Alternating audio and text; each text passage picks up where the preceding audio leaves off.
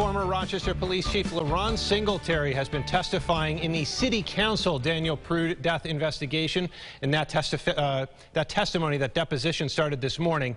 Prude died last March after an encounter with police, and his death was ruled a homicide by the medical examiner's office. The Attorney General's office is conducting its own separate investigation into this matter as well. Kayla Green has been listening to that testimony all day. Kayla, there's a lot to unpack here, so what sticks out to you? Well, Adam, yes, there are hours and hours of testimony to discuss, but what stood out right away is discussion about phone call conversations between former Police Chief LaRon Singletary and Mayor Lovely Warren back from March when he first told her about the Prude incident. Today's testimony reveals inconsistencies between their accounts of those conversations. LaRon Singletary says March 23rd is when he first heard about RPD's encounter with Daniel Prude.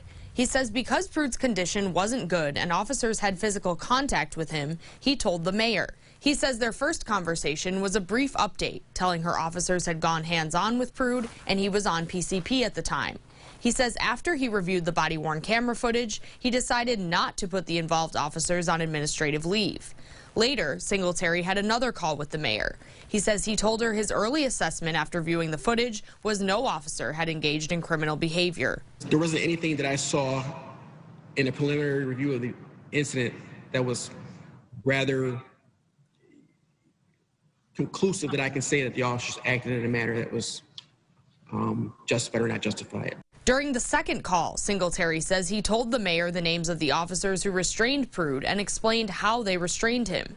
Back in September, the mayor said, "When our officers responded on March 23rd, I was informed that day by Chief Singletary that Mr. Prude had an apparent drug overdose while in custody.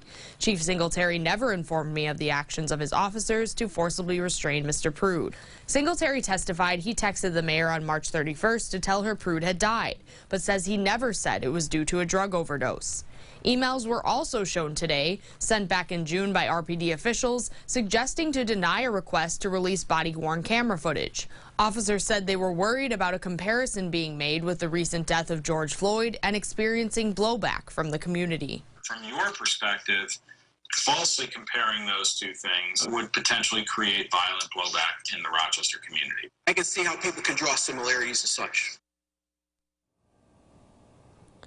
Singletary also testified today he told the mayor on April 13th that Prude's death had been ruled a homicide by the medical examiner, and back in September the mayor said that she didn't find out about this until August 4th, when she also says she viewed the body-worn camera footage for the first time. Live in Rochester, Kayla Green, News 8. All right, Kayla, thank you. And that testimony, by the way, is ongoing. You can watch it live over at rochesterfirst.com. We're going to have updates for you later tonight on News 8 at 11.